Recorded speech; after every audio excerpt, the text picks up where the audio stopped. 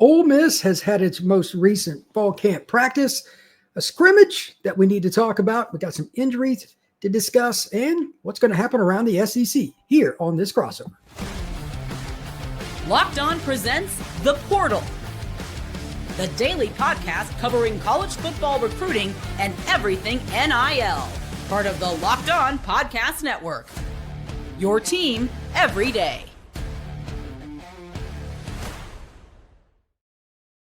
Welcome into this crossover of Locked On the Portal and Locked On Ole Miss. I am your host, Brian Smith, longtime college football recruiting analyst. Thank you for making the Portal Podcast and Locked On Ole Miss your first listens each and every day here on the Locked On Podcast Network. Truly appreciate you stopping in. Today's show is brought to you by FanDuel. Right now, you can get into it because football season is almost here, just over a week from the first college game. Visit the FanDuel app today and start planning your future bets now. We're going to be talking all things Ole Miss, SEC, injury news, talking about who did or who did not play in Ole Miss's scrimmage. Should there be any panic about what happened or not? Possibly a new running back emerging for the Ole Miss Rebels. Discussion, of course, about Austin Simmons and his development. And then just around the SEC, some teams to talk about, including who is the surprise team going to be this year in the Southeastern Conference. To help me make that happen, Stephen Willis of Locked On Ole Miss. Stephen, how are you doing today, sir? I am doing quite well, Brian, getting ready for the season. We are 17 days away from the Georgia State game against Ole Miss, but they are 10 days away. We're about to hit single digits until week 0 in Farmageddon. Wow, it's hard to believe. That game kind of snuck up on. That ought to be a good game, by the way. That ought to be a really good football game. Those teams don't like each other, but they're similar. And they're playing it overseas. A bunch of farmers headed to Ireland. But yeah, how are they going to get their tractors there? I'm trying to figure that out, man. I don't know. All right, Stephen. As for the Ole Miss news, we're going to get to the most important thing on my mind, and I'm just going to be greedy and start with it. The recent scrimmage, the defense won. That's not any kind of news flash. Anybody that follows football knows that if the offense is way ahead of the defense in a fall camp scrimmage, usually it's a bad sign for your future win-loss record. Offense is much more difficult because it's about chemistry, congruent with all 11 players. Defense, 10 guys can screw up, one guy make a great play, and it's 2nd and 17. So there's not a lot of surprise that the defense won. My bigger question for you, based on, and you get a billion times more intel than I do you feel comfortable with where the offense is right now? Then we'll get into the defense after that. Yeah, actually, I really do. I think it's just a surprise that the defense is ahead of schedule because they were so dominant defensively a year ago. Right. If this team is anything resembling what that was, or some sort of a combination of the 2023 team and the 2024 team, this Ole Miss team is going to be tough to deal with as long as they don't turn the football over, as long as they don't make their mistakes offensively at the worst time. That's what it comes down. It's going to come down to timing. But this defense doing that does not throw me off the offense even a little bit. With Austin Simmons and the weapons they have on the outside and the tight end and running back, no, they're going to be absolutely fine. If they're just a tick better than they were a year ago on the offensive line, they're going to win a lot of games. This seems to be from just kind of reading the message boards, talking to Ole Miss people that follow the program. The O-line, it's never been dominant under Kiffin, but they got more big bodies now than they have in the past. And of course, it's, again, offense is about congruency. Do they play well together? They've had a couple guys nicked up, so let's talk about that. Are we dealing with the full deck of cards here? Or was the scrimmage a hodgepodge and then defense, as they should, took advantage? Which one of those do you think is the more accurate depiction? It was a hodgepodge. Jaden Williams was out for the scrimmage. He's going to be the starting right tackle, the blindside protector of Austin Simmons, if you will. PJ Wilkins slid out to the right side, which he had been playing interior offensive line for most of camp. Then you add Patrick Kudas not participating either. There were really only 2 spots in that lineup, Bryson Sanders and Diego Pounds at left tackle, that the offensive line was as it would be. But now the flip side of that is you got to have more than the first 5. play 100%. offensive line. You're going to have a situation to where a tackle or a guard gets nicked up in the game, and you're going to have to rotate a little bit.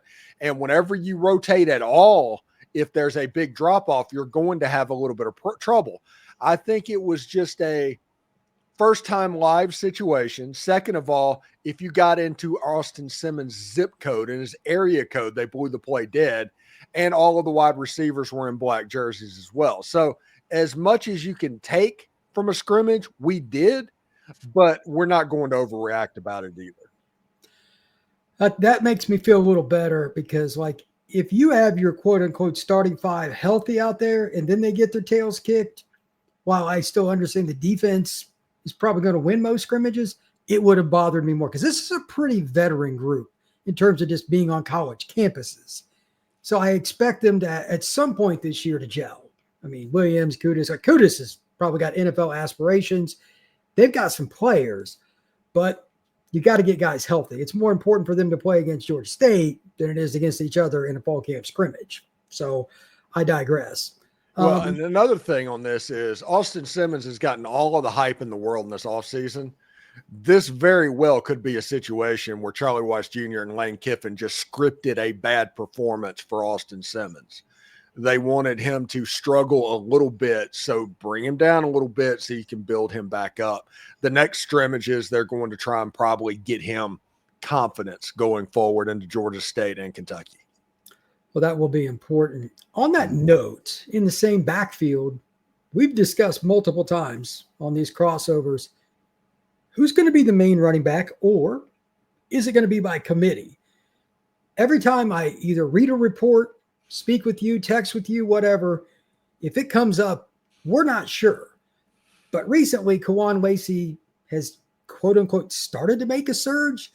Is that what you're hearing, or is that just fodder for anybody to listen to if they want?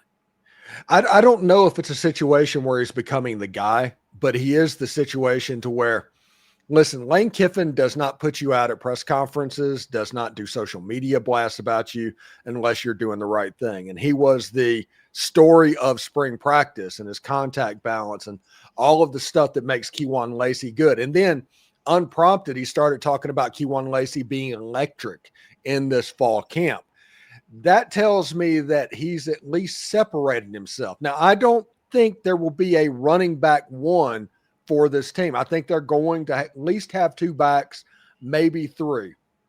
In 2022 or 2020 and 2021, there was three running backs in the backfield, and they alternated pretty consistently in Snoop Connor and Jerry and Ely and Henry Parrish.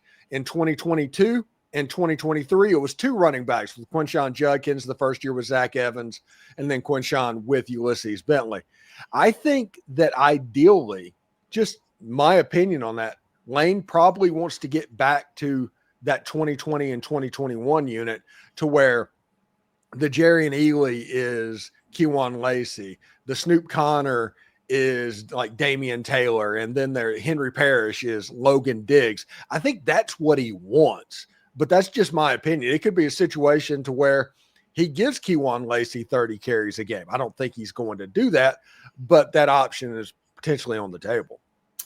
They do have a deep room, so I think it'll be fun to kind of see how it evolves. And they might have to adjust week to week because there are so many options. And every team you play has a different kind of skill set and different amount of depth. So when we come back, we're going to talk more Ole Miss football here on this crossover. August 26th is officially FanDuel Futures Day, a brand new holiday for football fans who live for the opportunity for bold predictions and preseason hunches. For just 24 hours, FanDuel is giving your deals on NFL season predictions. So whether you're calling your MVP, eyeing a long shot division winner, or ready to crown your Super Bowl champ before week one even kicks off, this is your moment. So are you going to go in on the MVP race? Is it Patrick Mahomes? Or are you going to discuss who's going to be the defensive MVP, rookie of the year, or anything else? There are a lot of different opportunities. Visit the FanDuel app today and start planning your futures bets now, because Futures Day is one day and one day only. FanDuel, play your game. All right, Stephen, Appreciate you being on the show as always. And to all of you out there, please like and subscribe to the Portal Podcast and Locked On Ole Miss. We truly appreciate it. And we are ready to talk some more Ole Miss football. We've talked about the scrimmage. We've talked about the running back position. Now I want to talk about the obvious with Austin Simmons. We are both very high on him. I had the chance to get to know him during his recruitment. Good kid, good family. I think that he's going to do very well. Do you think that people around the country are now starting to, quote unquote, take notice of him? I've actually heard his name mentioned a few times on a few random national podcasts. I'm like, oh, okay, so it's not just me and Steven here. What is your take on Austin Simmons from a national perspective? Nationally, yes, they've absolutely picked up on him. They do the whole thing where Lane Kiffin has never had a quarterback struggle as a college quarterback. So you take Lane Kiffin's quarterback, you'll be all right. They used to do that all the time with Mike Leach, rest his soul. Anytime quarterback they had, he's going to put up numbers. So they went with that. So the national media is picking up on Austin Simmons a little bit.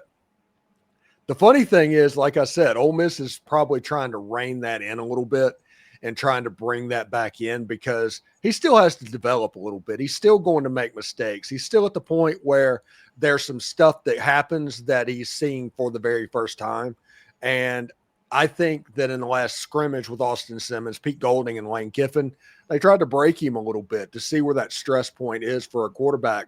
He's probably running against 300 level defenses when the other quarterbacks are running against 100 level defenses, trying to figure out what happened and figuring out what the stress points are, figuring out what you have to work on.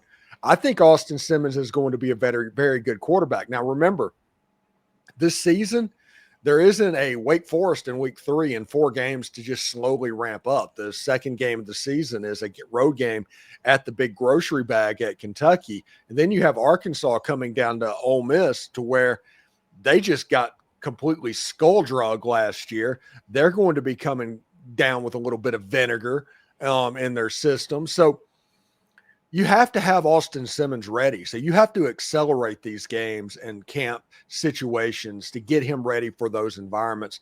And I think that Ole Miss is doing that this season, and he is going to be better for it. The scrimmage interceptions that he threw, he will be better later in the season because of those moments. Whenever you have somebody like Pete Golding on the other side, yes, that guy can confuse you. Whenever Nick Saban says this guy can coach defense, believe him.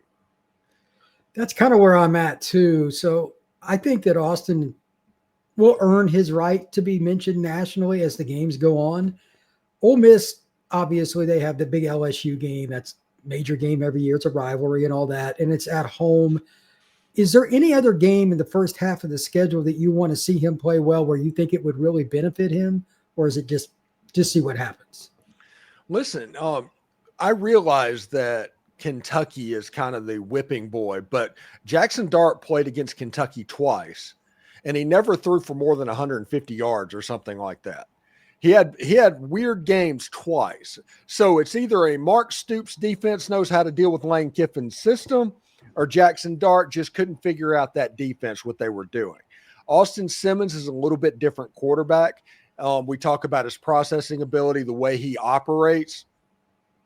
Kentucky is a very much don't get beat over the top team. Jackson Dart, somebody that led the nation per attempt in yardage last year. I think Austin Simmons taking the quick stuff, moving the chains, you can roll Kentucky a little bit. Yeah, I think if he's patient and he's able to just to hit the checkdowns, the tight ends, and the running backs, 2nd down and 4 doesn't go out of style. So I would be totally good with that. And I think he's the kind of kid that will do it. But that's why you play the games, because if you get greedy, I mean, Stoops I don't think he's a great head coach, but he's an excellent defensive mind. That has been proven for a long time. When he was at Florida State, he was really good. And when he came out to Kentucky, he's made it work with, let's just say, less than traditional SEC talent at some positions. Now, they'll have a couple of studs that go to the draft, but overall, they don't have the talent and the overall depth, and they still get it done. So you got to respect Kentucky as well. Obviously, the LSU game speaks for itself in the first part of the season. Now I want to ask you about the AP poll, and I know you talked about this on Locked On Ole Miss, but I didn't notice it until we were getting ready for the show, and I just went through the AP poll. I'm like, oh my God, they're 21st. And I'm like, if you want to rank them there, that's one thing. And I know there was some goofiness that you'll explain in a second, but like Ole Miss not being in the top 20 is pretty much comical to me. What was your take when you first saw Ole Miss not ranked in the top 20 of the first Associated Press poll? First of all, the Associated Press poll is just a big poll that everybody talks about because it's been around for 100 years, not because it's relevant in any way. And because of that, since the playoff happened 10 years ago, it's slowly become more and more, I don't know, crazy. It's become very power ranky. The way that people voting on the poll, whatever bias they have, they use that poll as a way to make it that way. Like one of the people that didn't rank Ole Miss had UNLV at number 12. Somebody had Florida at number 8. Baylor at number 12. Somebody had Nebraska ranked at like 13. It is all about whatever your perceived biases are. I call it politics, call it whatever you like, but they're using that poll as a tool to kind of push their own narratives. Like I think Nicole Auerbach, who is a noted SEC hater in there, did not vote Ole Miss in the top 25, but they also had some other extreme poll votes. If the poll was like the coaches poll all the way through, what happened, Ole Miss would have been right about the same spot. But because these 14 people decided to do their own bias thing, that is why Ole Miss is 21. All in all, since the poll is not relevant at all, it's not worth getting upset about. But it is getting to the point where it needs to be pointed out. It's like, these are not serious people. Yeah, that's kind of how I felt about it too. And for whatever it's worth, I think Ole Miss is conservatively a top 15 team. Wherever you want to rank them from there, go ahead. I get it. They've got concerns in the secondary. They got concerns on the offense. Everybody's got something. There's no number one team as far as I'm concerned, even at the very top of college football. So it's a really unusual year. So it'll play itself out. When we come back, we're going to talk about Arch Manning. We're going to talk about Ole Miss and the SEC, some of the surprise teams. That is next here on this crossover. As summer winds down, there's something nice about getting back in a routine you love, and Wayfair makes it easy to set yourself up for the season ahead. From bedding and linens to storage solutions for every room, Wayfair is your one-stop shop to refresh your home. Whether you're trying to get something for your patio, whether you're trying to get something set up for the winter, whether you want to get some blankets, Wayfair's got about everything. For me, my computer desk in my other room, I got from Wayfair, delivered in a few days, and it was cheap, $100 and some, put it together, and it's pretty straightforward. So it's convenient, prices are good, and their variety is good as well. Get organized, refreshed, and back in the routine for way less. Head to wayfair.com right now to shop all things home. That's WAYFAIR.com. Wayfair. Every style, every home.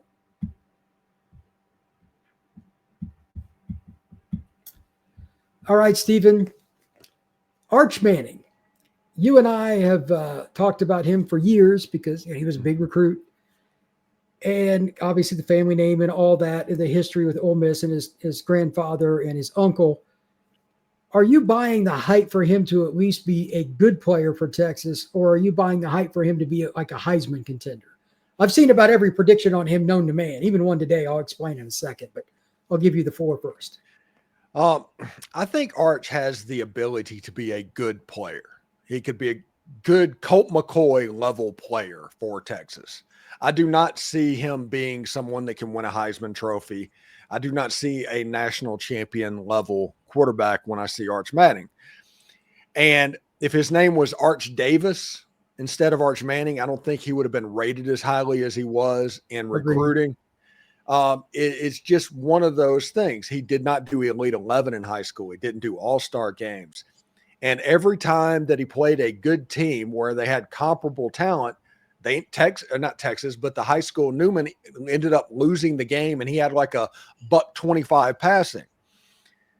We still have not seen Arch Manning against good competition, except for that one series against the Georgia Bulldogs where he had to get pulled out because he was in over his head. I think it's doing Arch a disservice by saying that he is an elite quarterback, the Heisman favorite, the whole 9 yards. I think he can be a very good quarterback. I think he has those tools. But I'm going to be honest, Brian. I would rather have Austin at Ole Miss than Arch Manning right now. And it's not even close. I think Austin's ability to process has already been proven because he scored. Did he score on the Georgia game in the drive he was in? Yeah, he let a touchdown drive. Yeah. Look, Georgia's defense, I've got some buddies that cover Georgia daily, et cetera. It is a pain. That is not a fun defense to go against if you're a young player or even a veteran. There are a lot of SEC veteran quarterbacks that got their butt handed to them. For him to do that on one single drive, pretty impressive. And while Arch is certainly more mobile than his uncles, he's probably not as mobile as Austin either. So it'll be interesting to see how his career goes, but he fits the profile size. Like he's massive. He looks like an NFL quarterback. He's a big dude. But I agree with you in the sense that I feel sorry for him, that it's not his fault who he is. I mean, he's an unassuming guy. He just kind of wants to be left alone, which good luck with that. But the pressure is bad enough having the Manning name. He's at Texas. Now, he picked that. But being at Texas is not going to help his cause. That is the epicenter of ridiculous fan base. I mean, the Longhorn fan base is so off its rocker. It's not even funny. It's always been that way. So I'm curious to see how that goes for him. But I tend to think, at least for this year, he's got to be overrated because like everybody's just assuming he's just going to come out and throw for 3,500 and 38 touchdowns. Like it's a lot to add, especially if they lost their left tackle. They lost some key players, the receiver room. That's not a lock. And by the way, their first game is in the Horseshoe. Yeah, Arch has a bad performance in that game. Watch the Texas fans completely turn on him. Texas fans they're bad. It's one of those fans, LSU, Ohio State, there are a handful of fan bases. They got no ability to handle a loss. Florida be up there. Yeah, there's some stuff like that. All right, next up, South Carolina. It's been a team kind of like Ole Miss to a certain degree that a lot of people have high. I'm okay with it, but they lost. It was Kennard or whatever. I forget the guy's name. The defensive end. It was defensive player. Kennard. He had 11 and a half sacks last year. I mean, he was a dude. There's no way around it. They lost him. They lost a couple other defensive linemen, like 4 guys in the front 7 all together. Their starting lineup. Are you buying the hype that at least some have for South Carolina this year in the SEC? Or are you more like me who thinks, hey, they're the hunted now instead of the hunter? It's going to be more difficult. Now, I get the whole Lenora Sellers thing. He could be great. And he was really good down the back half of the season, but are we buying full in on South Carolina this year, or are you a little weary? As somebody that's followed the SEC for the better part of 50 years, I'm pretty familiar with Mike Shula's game, honestly, even though that he's never been attached to mine. I remember him being a quarterback. I remember him coaching at Alabama. And I saw him in the Citrus Bowl against Illinois make Lenora Sellers not a runner, didn't use those weapons. They tried to get him to throw the football, and it didn't work out. I think that they're going to lose a game or two simply because Mike Shula just isn't that dude. If they make him try to be a pure NFL style 1988 pocket quarterback, you're looking at a guy right now, Stephen, that will do a podcast on how awful Shula is. Straight up. Like the kid eventually got to get to that point, but this is only the second year he's going to be a starting quarterback. He's not ready for that. It is very difficult to make post-snap reads, especially in today's world where one half the field will be in zone, the other half will be in man, or they're running match. Like match defense is impossible. You don't know what's going to happen because even the players, what they're supposed to do, sometimes they screw it up and they can walk themselves into a pick when they do something wrong. So it's really hard to do everything for the pocket. And that's why even NFL teams are running their quarterbacks more. I mean, they don't want Mahomes to get hit, but he's really good on the move. So Kansas City keeps moving him around and he runs draws and stuff. It's hard. So I agree with you. Sellers, what is he, 240-ish? I mean, he's a monster. He could play outside linebacker for the Gamecocks. He's a big dude. I think that he's a guy that will have his moments. But what you just said is a microcosm of coaches, especially older coaches, being too stubborn to adjust. And it's why a lot of guys get fired, Stephen. So I'm like you. I think this could be a game here or there where they might beat Bama, but then they might lose. I don't even know their schedule, but they might lose to a team like a Vanderbilt or somebody like that, and it wouldn't shock me. That's why you got to know your personnel, man. It's very, very important. Florida's injuries. For those of you that don't know, Florida, talk about weirdness with the polls. Some people are thinking they might make the playoff. Other people are picking them to go 6-6 and Billy Napier getting fired. That's about as wide a range as you're going to see. One of the reasons, again, and I feel sorry for him. He's a nice kid. I got to know him a little bit during recruitment. DJ Lagway has been banged up. Even part of the time he's been in a boot. I don't know where it stands, but they've had multiple receivers, Aiden Mizell, Trey Wilson, Dallas Wilson, all banged up during fall camp. Stephen, name a time in your life where quarterbacks didn't get the reps they wanted and it turned out really well. How did that ever go for any Ole Miss quarterback that missed a bunch of time in fall camp? Did it ever go well for him? Yeah, let's go back to Jeremiah Masoli. That's somebody that got brought in. Yeah, Jeremiah Masoli came in the fall, and it took him a while to get going because he didn't have the reps going through. He was a late arrival in the fall. Ole Miss just kind of threw him to the wolves. That was the year that Ole Miss lost to Jacksonville State, by the way. And you have a situation where by the end of the year, he was very, very good. But whoever plays Florida in September probably advantaged them. And whoever ranked them 8th in the country, they're going to be found wrong pretty quick. Now, the question I have will be the health of DJ Lagway. Living down here and paying attention, you watch TV, it's like, yeah, I think Florida missed a window for DJ Lagway's surgery. That's what the TV stations down here are talking about. That's what's going on down here. So what is it like in Gainesville whenever Billy Napier is like fighting on information getting out? Now, I think DJ Lagway is going to eventually be pretty fine. I think he is going to be injury prone in the lower body because he's a massive human being and he's not meant to be that big. That's just, unfortunately, that's the way it is. He's going to be dealing with muscles his whole life as long as he's playing football. But he needs to stay healthy. One more setback could be, we're at the point where one more time that he gets injured or something like that, we're talking wins and losses at that point. That's what I mean. Their schedule's nuts too. Florida's schedule is no friendly adventure. And I mean, they got Miami out of conference. They got Florida State out of conference. And they got one of the more difficult road schedules in the SEC anyway. Like, good luck to them if DJ can't play because their backup is not good. I mean, it's bad news, but it's certainly not Ole Miss's quarterback depth chart, I can assure you. Finally, Stephen, who is your most likely SEC surprise team? If you could pick anybody on the boat, who would it be? Probably Missouri. I like the Missouri Tigers. They don't leave Columbia, I think, until the end of October. Correct. If you have a situation to where they beat Alabama or they beat Auburn, we talked about that, 10 wins are on the table for the Missouri Tigers. And if they win 10 again, I think it's time to give Elijah Drinkwitz a little bit of the benefit of the doubt moving forward.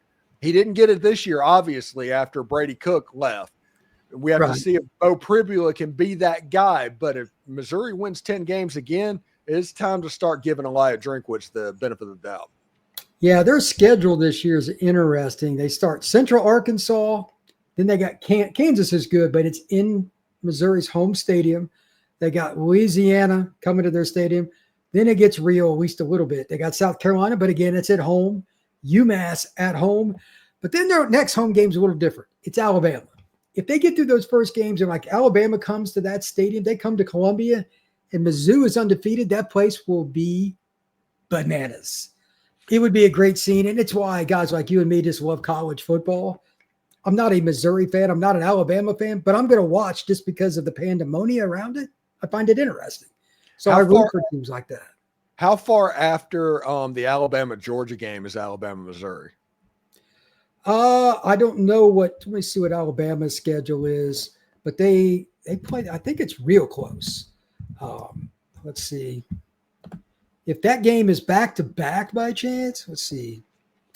Alabama plays at Georgia on the 27th, so that's a few weeks.